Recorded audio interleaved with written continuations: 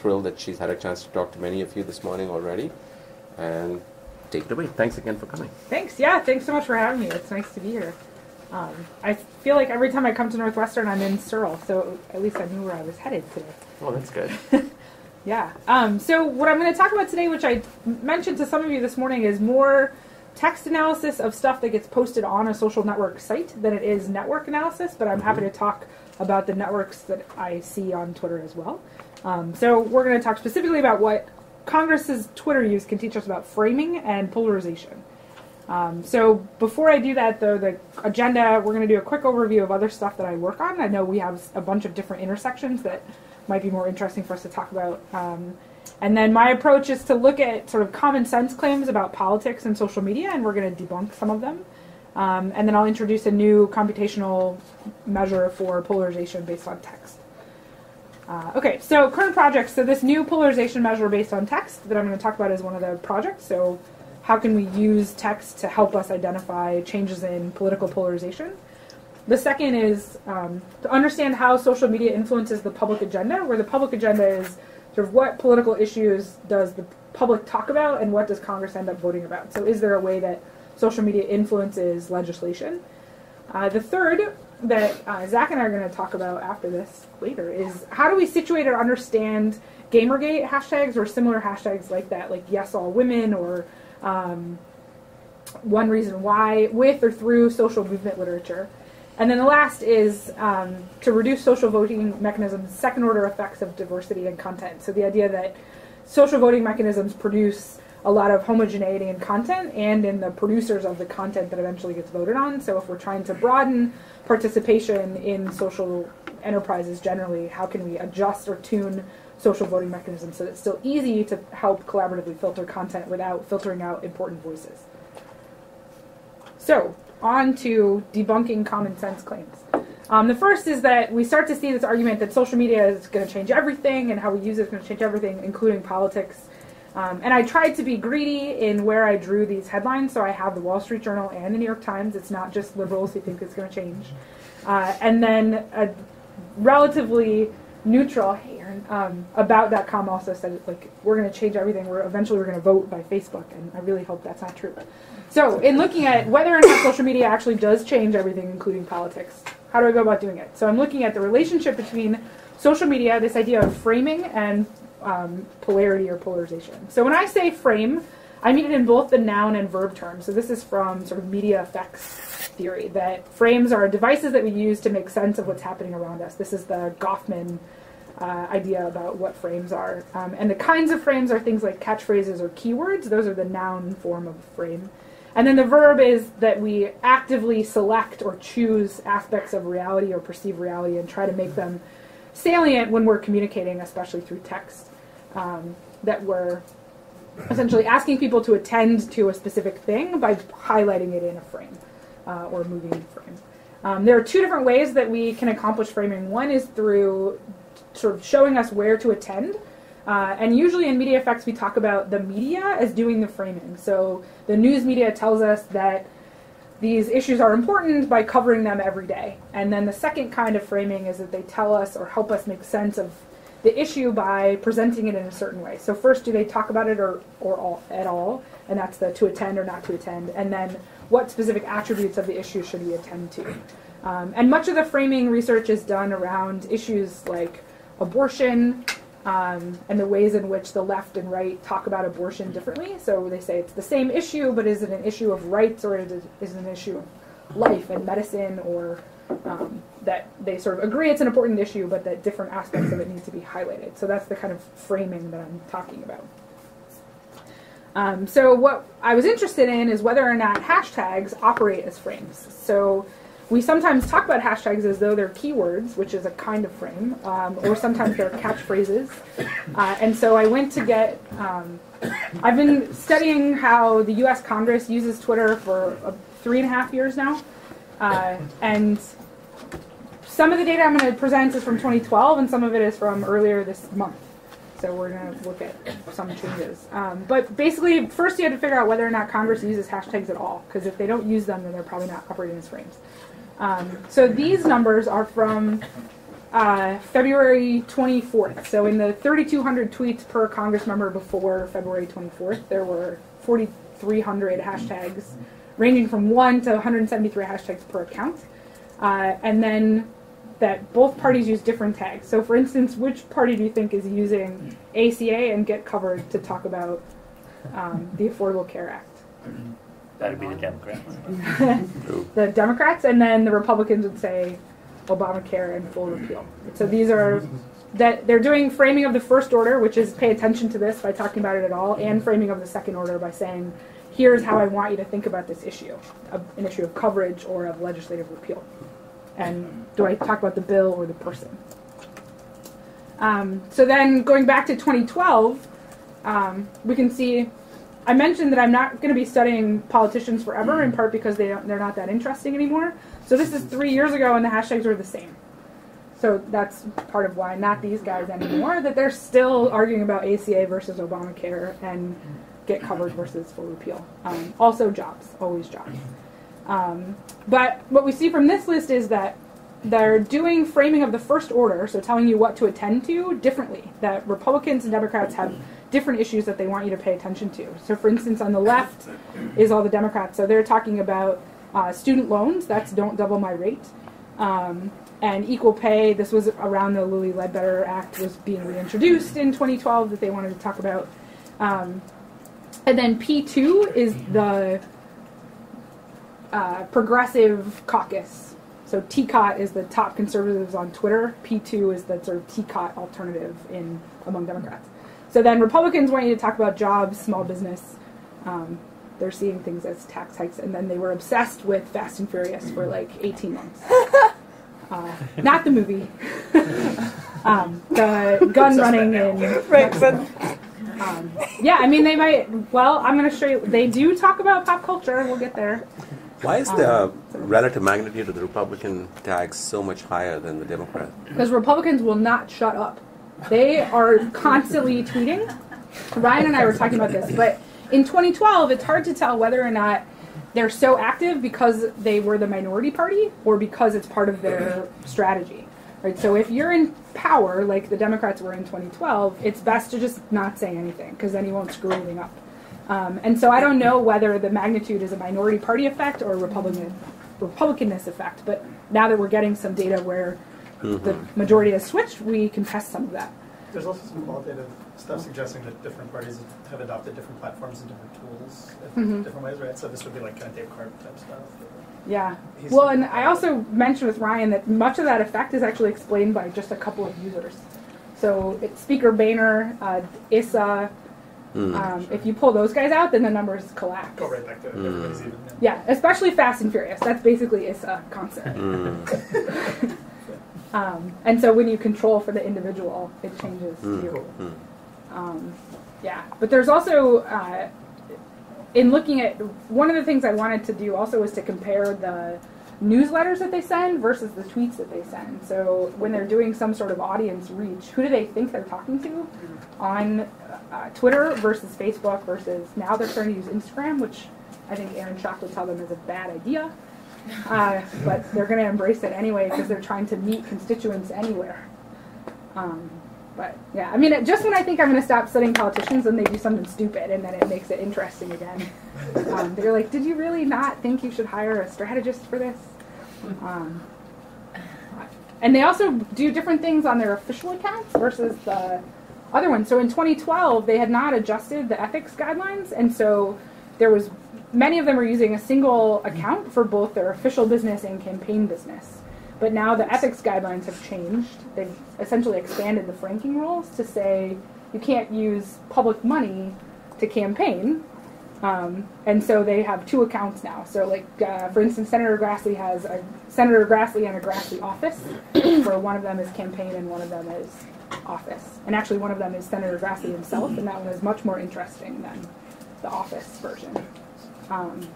And so the kinds of messages that they were able to send and use on those accounts has changed as they've tried to follow the ethics guidelines too. But yeah, much of the magnitude is strategy and some of it is probably minority party. So the takeaway is basically, yes, they are trying to do this framing. which is interesting because it's about direct communication. So it sort of assumed that it was a media effect, that framing happened because the news media was doing this kind of selection for us, but actually politicians are doing it as well. And whether that means that they're operating like news organizations or that it's part of a sort of general PR strategy or not, I don't know yet. But it turns out it's not just media, we do this generally as well. And so it's not necessarily a media effect, it might be a communication effect or selection effect instead. But that's part of what I'm going to talk to you later. Uh-oh. I'm in trouble. So no, it's a good thing. No, Do you guys have questions about framing before I go?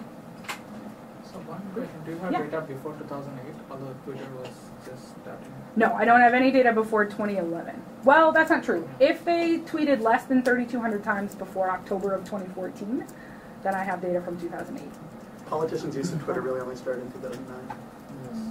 And it didn't, I mean, that 2012 data, the adoption rate wasn't even half, and now we're essentially at 100. Yeah. That everybody elected in last year uses Twitter. Have you noticed any change in the pattern during this time? The Republicans tweeted more than usual.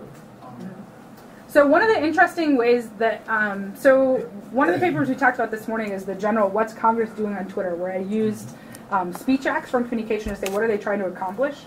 And we do see changes in what they're trying to do or what it looks like they're trying to do based on the election cycle. So for instance, the two main categories, there were 6 total, but the 2 biggest ones were directing to information and positioning. Where directing to information is they're telling you here's where you can find more about X. And it usually refers back to their own website or provides a link to a video or a news article. And the other one is positioning, where they say where they stand in relation to another person or another issue. So for instance, these tags that are issue tags, like don't double my rate, is clearly taking a position on the student loan bill. And what we see is that around the primary season, positioning increases and becomes the most common activity. The slope is even higher for Republicans, that they around in February and March they did a lot more, this is in 2013 and 2014, they did a lot more positioning in the spring. Then as we get towards the election, positioning goes down and almost disappears, and it's mostly directing to information or thanking, the sort of politeness stuff, and like here's where you can find more information. And then after the election there's this huge spike Tuesday night and Wednesday that goes back to positioning. So the kinds of things that they do seem to follow the election cycle, which isn't really that surprising, that as you get closer to a general election, you want to do less alienating. That there's sort of a tension of like, would they spend the general election rallying the base or trying not to offend? And it looks like they're trying not to offend, but that they rally the base around primaries. And we can detect some of that algorithmically. Other framing questions or general behavior? Oh, I'll say one of the other things, order of magnitude, if you take the women out of the Republican side, you won't notice any change. But if you take the women out of the Democrat side, the sort of women representatives or members of Congress, then you do detect a difference. So Republican women are nearly silent compared to their legislation peers. And that's not just like the number of... Right, if you normalize for like how many there are, Okay. There aren't very many of them, but they are quiet. Have you done anything to look at the extent to which there's more coherent messaging or cohesive messaging on one side or the other? No, I haven't. I think it's a good question, though. Yeah. Sort of, are they... Yeah, especially around... especially the 2014 election cycle would be a really interesting time period to look at. Oh yeah, because you could presumably watch these sort of fragments like go off into their own little cluster and come back or something after the election's over. Yeah, and we have a little bit of data about people who lost. That is their... so incumbents who were unseated is the interesting one to sort of say, if you lost, were you towing line that you shouldn't have been towing? Were you not whipping up anger? Those sorts of things. That we haven't really looked at we haven't looked beyond the tags. We haven't looked at the full content even yet of the tweet. That we are swimming in data and looking for good questions. Yeah. There is Republicans also use slightly fewer hashtags per tweet, which I don't know if that's a strategy, because there are some reasons that you might want to use a hashtag. You want your tweet to show up when somebody does a search. You're saying I'm part of this conversation. That I don't know if that's a good proxy for coherence in the message or not. Say when we talk about Obamacare, we say Obamacare. We don't say anything else. And even full repeal tweets are different from Obamacare tweets. They don't usually show up together. That's sort of interesting. There was a point where Obama was trying to accept the Obamacare. Yeah, and it actually slogan. happened in 2013. So one of the things that we did then is use the tags that are used by Congress to predict the party affiliation of users who also use those tags. And Obamacare breaks sometime in 2013, and then switches to be more predictive of Democrat, and then switches again to go back and forth to Republican again. So there's some tags like Obamacare and jobs. They're sort of interesting because there's competition for the message, which we don't usually see. That usually frames are really obviously one side or the other, but there's hashtag competition around jobs and Obamacare. Yeah, and then we see the introduction of the full repeal and get covered tags last year. That then it starts to be, it's still really about the ACA or about Obamacare, but it's what do they want you to do about it, instead of just talking about the issue itself. Where for the first couple of years it was just, rants on either side about how the bill was being treated or how the bill was going to make the world fall apart. Okay, so let's see what we can do, given that we now know, yes, they are using hashtags, and they're doing them a little bit differently. So the next common sense argument, or maybe not even common, but popular sense, is that America is more polarized than ever before, and we can't get along. This is one of my favorite depictions of this. It's from the Hoover Institution at Stanford. You're not going to see me cite conservative institutions very often, but this graphic is really great. So there it is. So we have this idea that we're fighting two Americas, left and right. There's no middle ground. We can't possibly get along.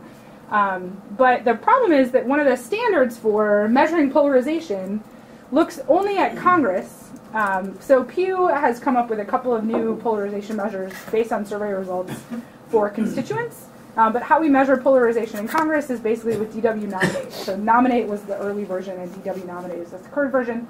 But it uses roll call votes, which don't happen really all that often anymore, thanks to the 112th and 113th Congresses. It also takes a really long time to get that data. Basically, the way that DW Nominate is calculated, it requires a complete session, and then they release new measures based on the complete session. And you can't compare between the House and the Senate because they vote on different bills and in different formats. And so even though it's the standard, it has some drawbacks that mean that we have to wait a long time, it's expensive, and it doesn't let us do the kinds of comparisons we want to do. So we're looking for a new way to test whether or not we're really more polarized than we were before. And one popular way to do it is to look at money. So PAC Nominate and CF scores are both based on campaign contributions. So PAC Nominate looks at PAC money specifically, and CF scores is campaign finance scores, and it looks at individual contributions as well. But the challenges there are that it's not really about the politician's behavior, it's about who's nominating them for attention. And the PAC Nominate, because PACs tend to give to only one side or the other, can be useful to sort of signal this is more conservative or more liberal based on the money that they receive. CF scores, people often give to both sides, especially large corporations, so it's hard to tell which way they're leaning, if they're really just trying to get support or give support on both sides. We also can't tell with money whether the donation is made in support of an existing position or to encourage a position change. And so there are a couple of challenges to using money as a proxy for polarization.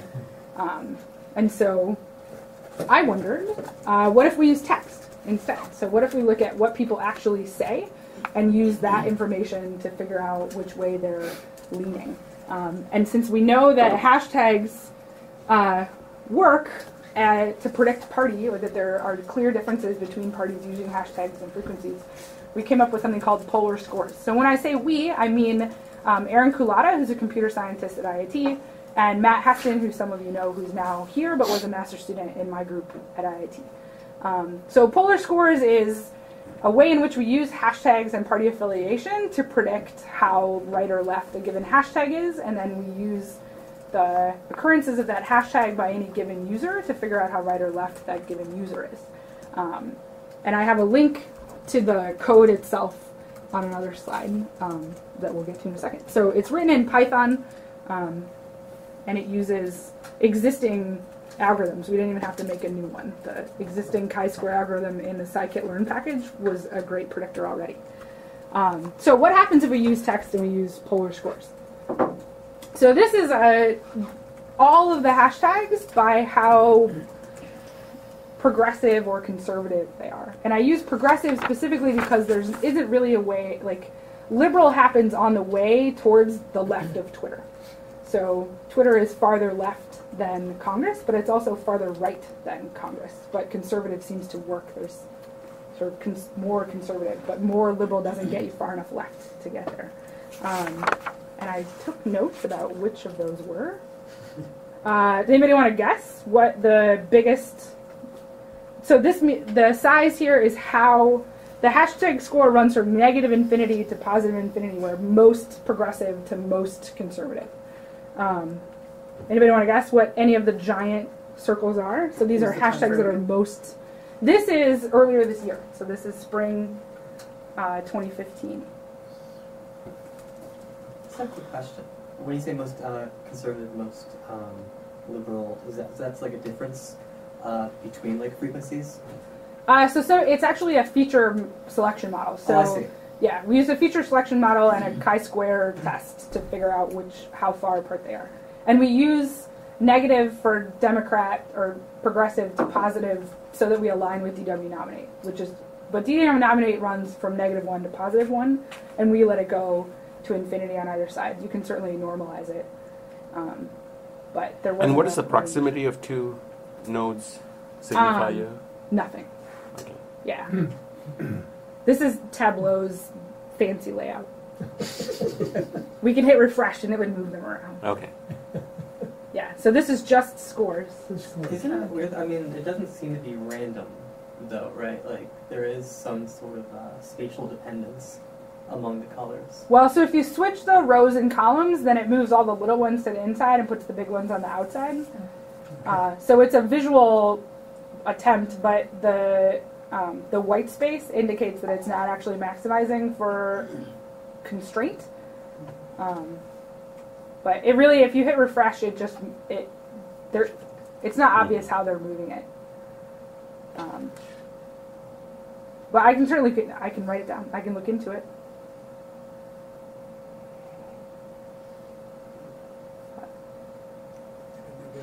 No guesses? I'm watching enough Jon Stewart to know. Spring 2014? 2015. So this is... The Clinton Yeah. email? Yeah. Oh, like right now? Oh, Was like it? like declarations of campaign declarations. No, Congress actually doesn't talk about who's running for president, except those members of Congress who are now Who are running running. for president. They, Talk about a lot. he, don't ever stop talking about it. Well, two now, I guess.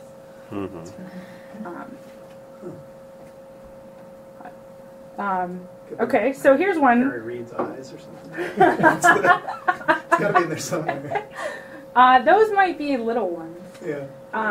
But so, okay, I'll give you one then, and you can tell me which one you think it is. So we mentioned pop culture. I said Fast and Furious. You thought movies. They thought guns in Mexico. I give you BHM 2015, which is a earth-shattering new shoe from Nike. Nobody? Turns out there are some Democrats who are really excited about BHM 2015, and so it is remarkably predictive of Democratness. It's the fourth largest one, in fact. I feel like I don't know why. Are they getting like a lot of financing from Nike? It's probably that Oregon's whole delegation is Democrats. Or owned by Nike, yeah. Yeah. They also, so you asked about sort of strategy, and Republicans often tweet about sports, but Democrats do a better job of tweeting about sort of constituent wins, whether it's sporting Companies wins or not. Yeah, like when we get into hockey season, it's going to get ugly in a hurry. That Republicans tweet about the Stanley Cup playoffs as though it's a really contentious bill. Yeah, especially when at some point in the last couple of years, Arizona's team, the Coyotes, whatever. John McCain apparently is a big hockey fan and has a lot to say about his hometown team. And he talks trash to all other representatives and senators who come from states with hockey. Yeah. That also happens. There wasn't as much during basketball, during March Madness. No Final Four stuff. Not really. College football, absolutely. Yeah, especially among the Like the Big SEC Ten. delegation. Oh yeah, SEC. Yeah, the Big Ten. We don't have anything to talk about. Like we could all attack They're all equally Ohio, bad. but I mean, but yeah, the SEC feels really strongly about football, and they talk about it. But yeah, Democrats would mention there's this remarkable new product from one of my constituents in a way that Republicans don't really do very often. But so the biggest Democrat one is don't shut down our security. So remember I mentioned hashtags are sometimes keywords, sometimes catchphrases. So both Democrats and Republicans use phrasing as well as single keywords, but this is one of the longest hashtags. There isn't much message left once you've used pound, don't shut down our security. But this was when the Republicans weren't going to fund Homeland Security a month ago now, I guess. And then Get Covered, ACA, BHM 2015, and Equal Pay are the five most liberal tags. The five most conservative tags are Keystone XL, Obamacare, School Choice, TCOT, and End Trafficking. And End Trafficking is one of the interesting tags because that's a sort of really successful framing attempt because the Republicans actually weren't talking about the End Trafficking bill itself. They were talking about the Don't Pay for Abortions amendment to the End Trafficking bill. So, you guys know this trafficking bill? Yes. So why was it held up? They inserted a clause about abortion into the anti-trafficking bill, which is why it was having trouble getting through.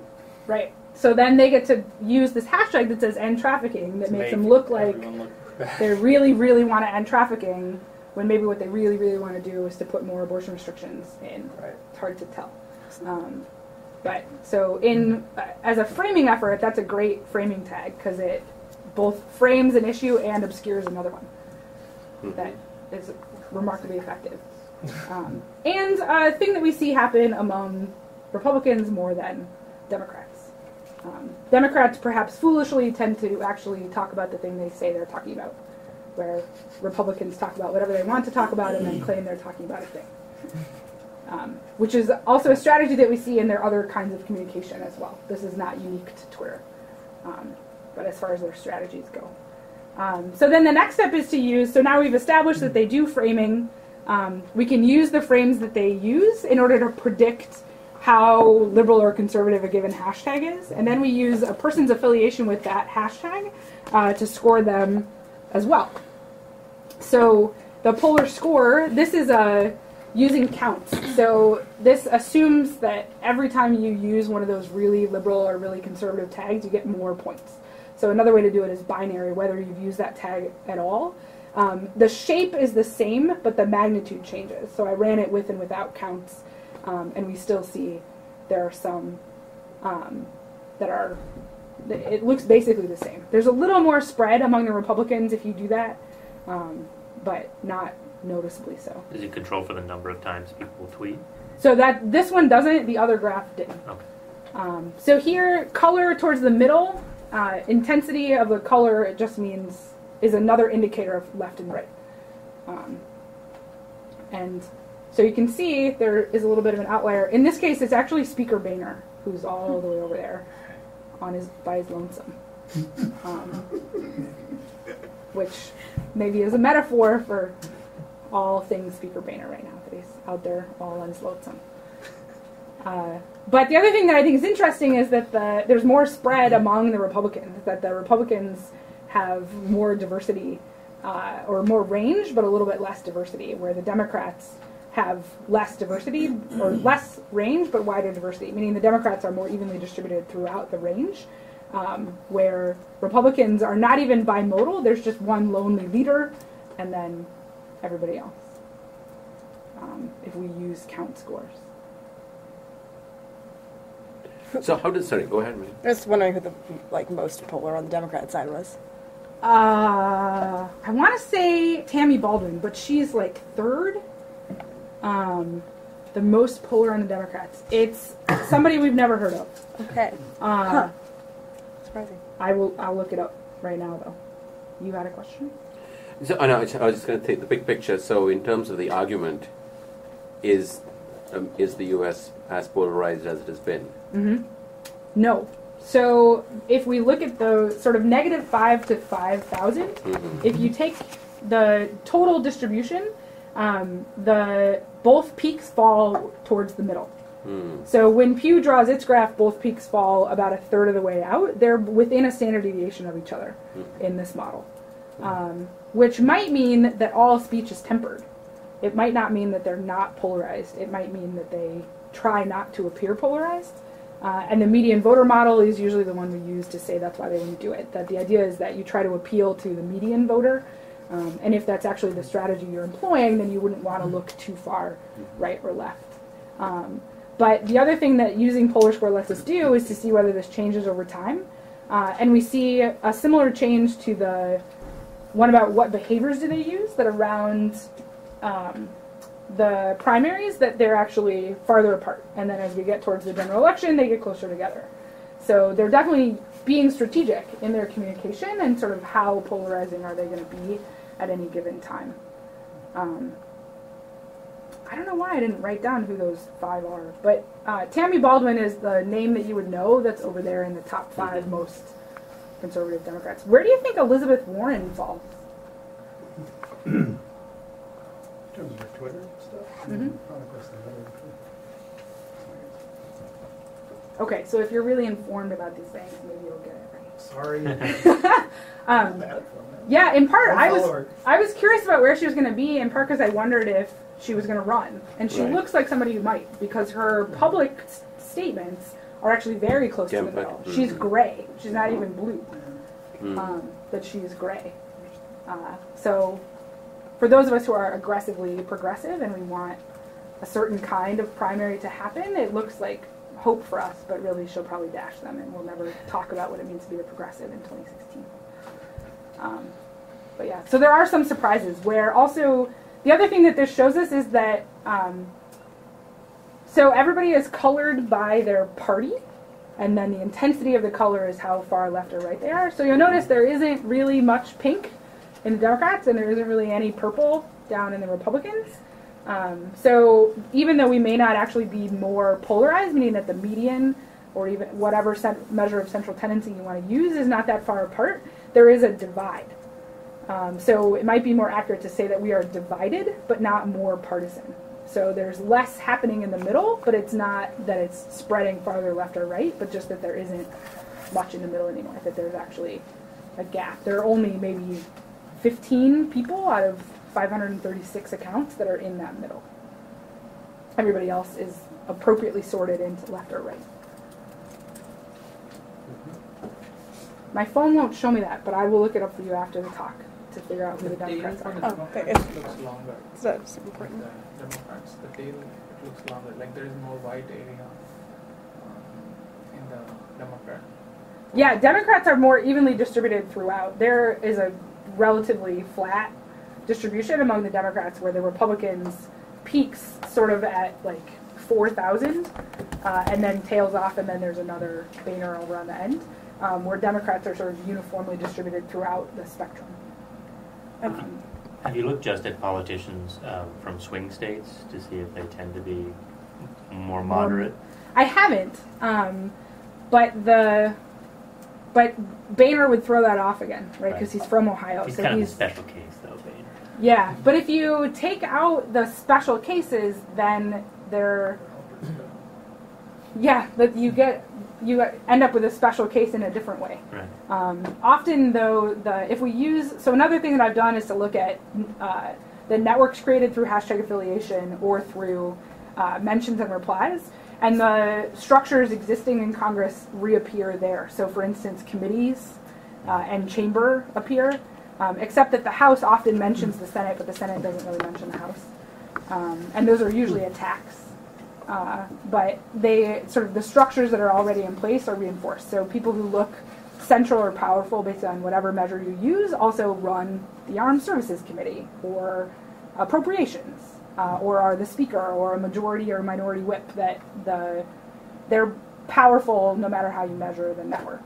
And that if you take out voices like Issa or Boehner or Tammy Baldwin, that you lose most of the content anyway. And so then you end up sort of giving yourself a different set of problems. But there's, yeah. This was based on like just number of hashtags used, right? Like the number of times they used a clearly identifiable Republican or Democratic hashtag. So this is a sum of all of the so this is each hashtag they used. The score of that hashtag times the number of times they used the hashtag summed. Okay. So both. Yeah. And then you're sort of talking about this just now, but like were you able to compare it to their actual behavior, like how they voted, what committees they served on, what legislation they wrote? Yes. I don't have a slide for that, but as Ryan and I were talking about this morning, DW Nominate used to have 2 dimensions, and it used to be able to sort of sort out where people fell along 2 dimensions, but it's essentially fallen into just left or right. And if we add DW Nominate, so this is how they vote, and we add a dimension of how do they talk, we do get to tease out some of what's happening in the middle. And those issues tend to be marginal group issues. So small business, women, GLBT, First Nations or Native Americans, and education. That those are the issues that divide us if we're central, whether we're together or separate centrally. That like issues about women, issues about small business, issues about First Nations or Native Americans, and education. That this detects differences where roll call votes do not. So 2 people look the same on those on the combination of those issues, but if you add how they talk about them, that they end up looking different. The vote's got to be binary, but this would be nuanced. Yes. And also that this happens at any point during the legislative process. And often one of the other issues, I guess I didn't raise it about DW Nominate, is that you end up with a bill kind of like the end trafficking bill, where people end up voting for it even though they don't actually want to vote for the bill. They want to vote for something else in the bill. This often happens with appropriations. And so roll call votes don't really detect the meat of the issue all the time. They certainly do a good job. Like the DW Nominate is an excellent way to measure polarization, and using that, Congress looks more polarized than ever. But there are some places where we still have common ground. How do you deal with hashtags that were both often tweeted by both of them? Yeah, so those would end up in these tiny little circles of either blue or red. And so their scores would fall really close to 0. Okay. So when we move to scoring members of Congress, that they have very little effect on where they fall. So for instance, any tag about sports, or Follow Friday, for instance, is a pretty neutral tag. Democrats use it more often than Republicans do, but Republicans use it enough that it ends up not really helping you distinguish between the parties. So its score is nearly 0. Okay. So if you multiply the number of times you use it times nearly 0, it has very little effect.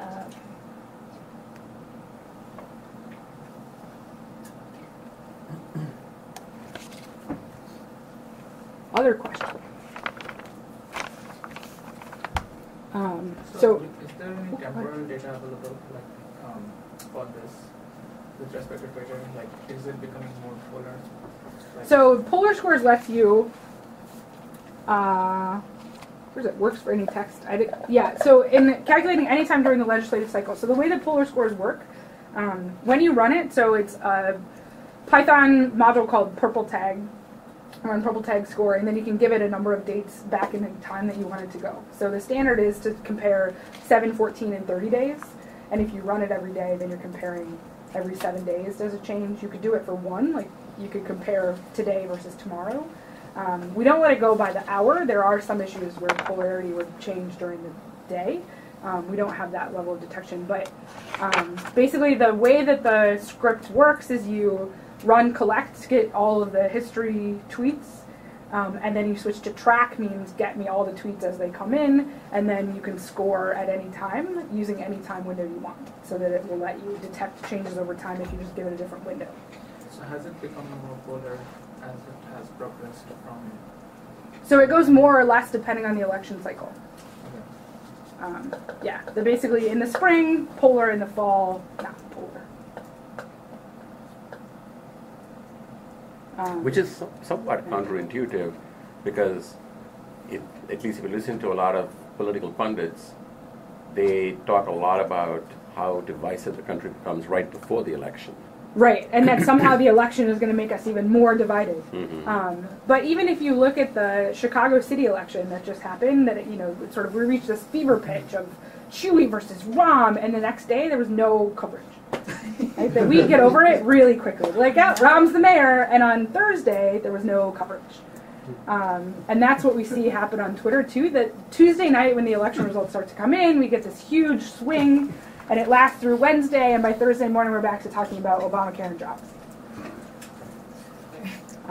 The only other thing that's really consistent is that the first Thursday of every month, they argue about what the jobs report is going to say, and then on Friday, they claim victory.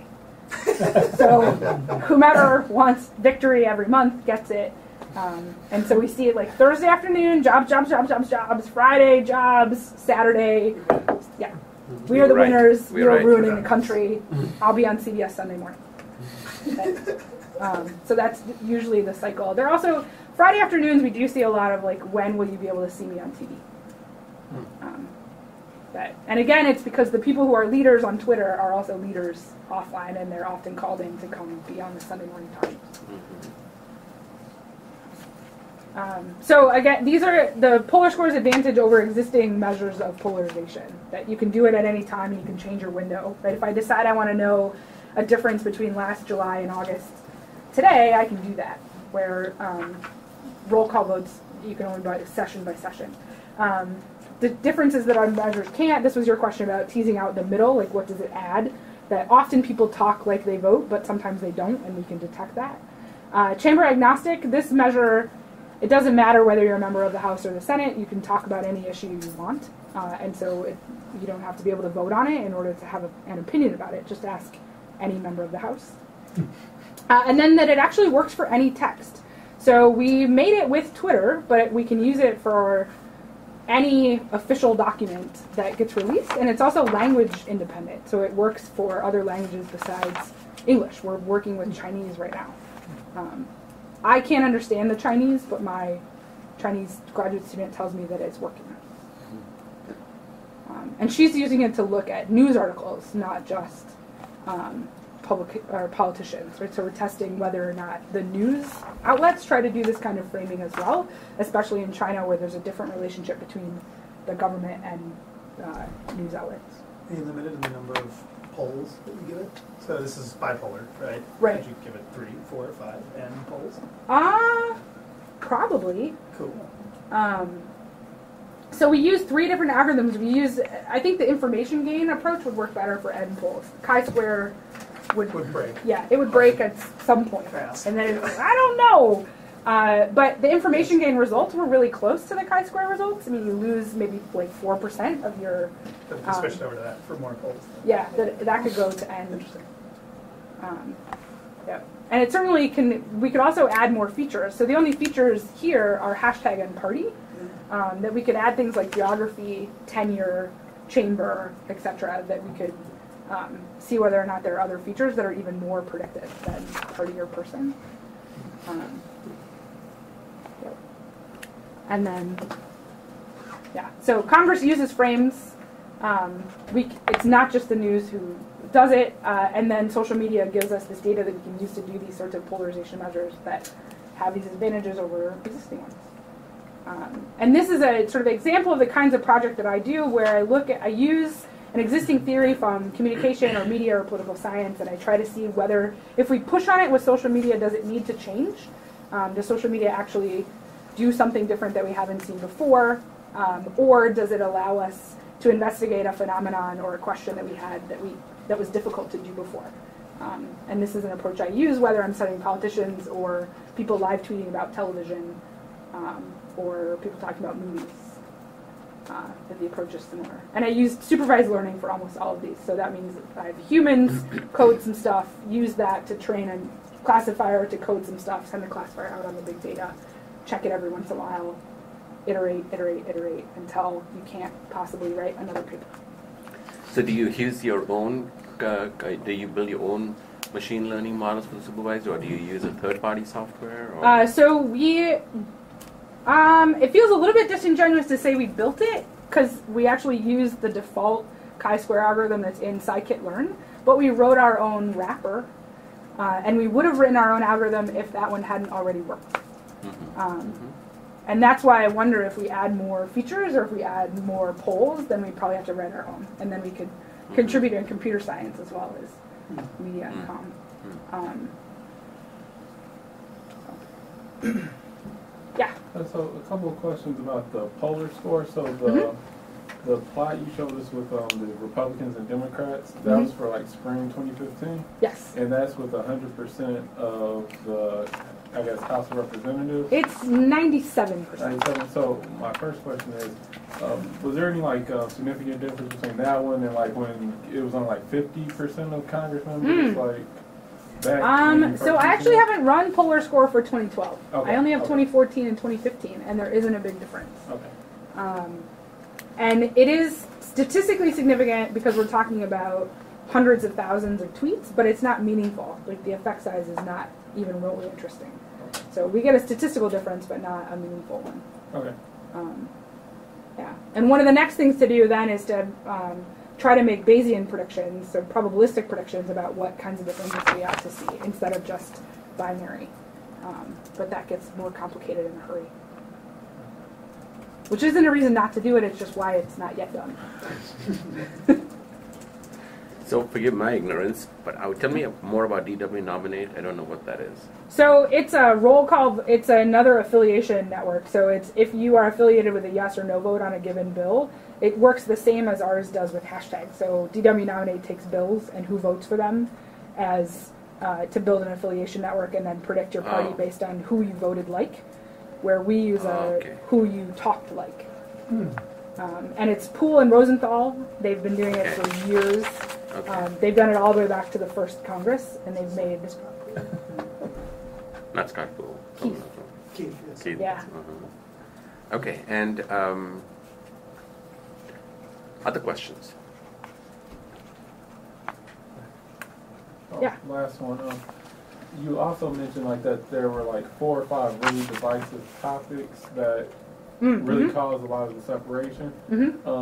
What does it look like when you remove like the most divisive ones? Is everything pretty much equal as far as how Democrats and Republicans? If we take those out, then the frequencies of tweets go down for both groups, but more so for Democrats. Okay. And then we have to use binary measures instead of frequency measures because if we remove those, then Democrats have so much less content than Republicans that everything looks like a good Republican predictor.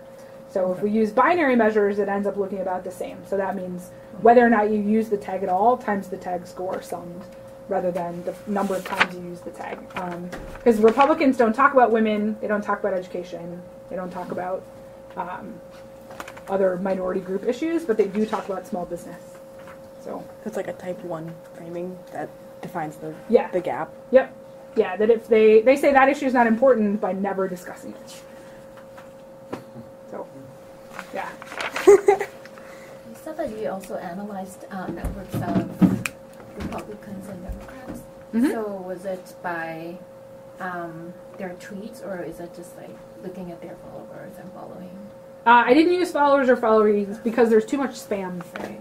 And also because if they've ever run for national office, like McCain basically breaks everything because he ran for president. So he has, at one point he had 8 million. I think he's down to 2 million followers.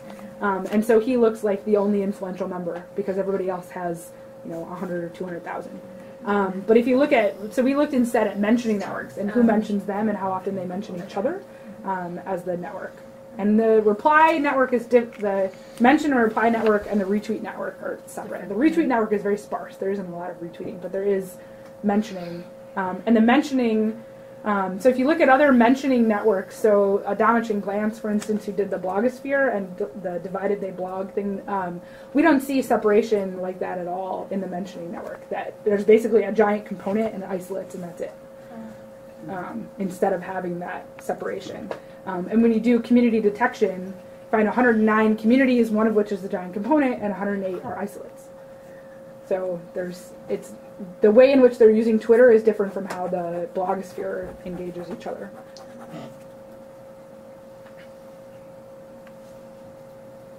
Other questions? So how is it language independent? Like what are you using which makes it language independent? So scikit learns chi-square. We first detect features and then put the features through a chi-square comparison. And the feature detection is the piece that needs to be language independent. So meaning that it's using a bag of words approach, and it doesn't care whether those words are English, Spanish, Greek, Chinese, Korean. I think those are the only ones that we've run. And so if you are using hashtags in another language, it still detects them as representative of one party or the other. So we use this to compare members of the European Parliament, where there are 4 or 5 languages that show up often instead of just English, and it still sorts accordingly. But it's the feature detection, the default feature detection, is able to sort those out, even if you don't tell it what language it is. I'm curious because in India we have a lot of people tweeting in mixed languages. Like a part of would be in an Indian language and part would be in English. Mm-hmm. That's very common. Mm-hmm. So I'm just curious if that approach would work. Yeah. So my guess is that it will, and I'm basing that on our experience with Korean tweets. So Korean tweets, among the politicians actually will appear in Korean and then the hashtag is in English, or the other way around, and it works. So my guess is that it would probably still work. But if not, because we're using the default algorithms, there's plenty of room to tweak them and to see if there are other ways of doing feature detection that are better. So if we're not able to get good prediction with the default set, then basically every feature lever available to us is still available because we haven't eliminated any of them. So when you said that the text is in Korean, does it mean that the text is in Korean script, or is it in English? We don't translate it, so it's in characters, Okay. and then we pass it as some encoding of character. And the encoding whichever encoding you use doesn't seem to matter. But text encoding is the bane of my existence. So That and carriage returns within your tweets. Just stop doing that. Unless you're speaking in Arabic or in Japanese where the spacing matters, and then it's fine. But in English, there is no reason to put a carriage return in your tweet. It should not be done. I think you shouldn't put in your Wikipedia username either. I'm with you on this. Yes, just because it's there doesn't mean that you should use it. Again, unless it's Arabic. Apparently the up, down in Arabic matters a great deal. Yes? Were there any interesting results with Bernie Sanders, who is part of the Independent Party but counts for Democrats? Yeah, so he caucuses with the Democrats. If we color the mentioned networks by blue, yellow, and red, you can see Bernie show up kind of left of the middle, but not really. He's not any more interesting when we look at these aggregate measures. What is interesting about his account is that he uses third person, and so that's what Bob Dole used to do, remember? Bob Dole, Bob Dole. Bob Dole does this, Bob Dole does this one. Some of us may be showing our age, but that was a big thing during his campaign. Bob Dole did, just not that. Yeah, so Bernie Sanders' account, it's really easy to tell. So many of them will sign their tweets, kind of like Barack Obama signs Barack Obama tweets with a -BO at the end. Many of the accounts, it's hard to tell whether the actual Congress member is doing the tweeting or someone is tweeting on their behalf. Bernie Sanders' account, actually, it's really easy to detect because he both signs it and uses first person when he's talking, but when his staff talks about them, they use third person, even though they're talking as at Bernie Sanders. So linguistically, his account is very interesting, but in the aggregate, not really. He just shows up as another Democrat. Libby, what do you see as, you mentioned that you're kind of What do you see as sort of the next theoretical question you want to answer with this stuff? I think I'm actually done with this stuff. Right, you said you're sick of this guy's cool. Yeah, in part because they keep doing the same thing. Yeah. But I think that what my students are likely to keep working on is to. It would be nice if we were able to make some contribution to feature detection, or selection, whichever way. So now it's time to say, okay, it's relatively computationally easy for us to make a contribution in understanding the media and in political communication. But now can we use this data to do feature selection of political speech better? Mm-hmm. And so that's what they're likely to work on. Is there an obvious next step in this, or you just abandoned it and go to Yeah, I mean, I have so many new shiny toys. Obvious next steps. I mean, I think, so this feature selection is an obvious next step, that, like, can we make computational contributions? Another is to try to understand what implications these have for legislation, which we haven't yet been able to do. Right? And this is a common problem for anybody studying political communication, is, okay, so how does the communication or difference in strategy actually impact anything? And so some of the places where we might be able to go next are to look at whether what Congress does on Twitter determines or impacts in any way what the press covers. So we have a paper coming out about the sort of comparing what appears in Congress's Twitter feed with what appears in the New York Times and in Reuters, and who leads whom on the issues. And it turns out that the best predictor for what will appear in the news is what was in the news yesterday. If we control for what appeared in the news yesterday, then for nearly all issues, it's independent of what Congress does. But specifically if Republicans in Congress are talking about immigration shows up in the news the next day. No matter what Democrats do, they can't get coverage. So there might be can we detect media bias in the press by looking at what predicts what will appear? And so that's a next step. Basically, all the next steps involve using this data in combination with some other data set to see whether or not there's a real-world impact of this. Well, I don't like the term real-world. If there's a political impact to this kind of sort of social media conversation. So one is about the news. Another is whether it actually impacts votes. So I mentioned I have information about people. I have data about incumbents who lost. And we might be able to learn something about media strategy from incumbents who lost. That if we're not... There's all this stuff around using close elections as an identification strategy. So you could look at... Because you have data on people who won and lost right around 50% of the vote. And so you could see what the effect of winning an election is on your framing tactics or something like that, which could be a nice way to go with it too. Yeah. And as I mentioned, this sort of look at the thing, as Ivan and I talked about, this is in machine learning, we call it nearest neighbor. So you look at the classes that are hard to tell apart, and you figure out what about them is difference that you're not detecting, and that's what we do with close elections. Say, well, what's actually different about these two candidates? And so even though I said I wasn't going to do politicians anymore, I did grab all the tweets for the Chicago election, because Chicago is a nice natural experiment because we are Democrats up and down. And then there's Mark Kirk. But he is so close to center that he looks like a Democrat compared to all the other Republicans. And so we're sort of a nice natural experiment to do these sorts of close comparisons. That when you look the same on the issues, and you're different in the policies you would employ in service of those issues, we might be able to detect some differences that tell us whether you're going to win or lose, or what impact your win or loss is going to have on the public conversation following the election. But as I said, because there wasn't much discussion of the election after it happened, it may actually be that there isn't any. That the election is kind of like the American Idol reveal, and then we talk about it a lot until it happens, and we're like, yeah, she won, and then we don't ever talk about it again. Or Eurovision. Eurovision gets a lot of debate before the contestants, and then as soon as it's over, it's like it never happened.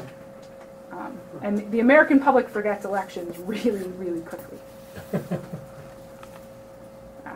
So those are just a few next steps. There's a lot more to do, and I have a ton of data. If you're interested and you just want some data, I would love to share it with you.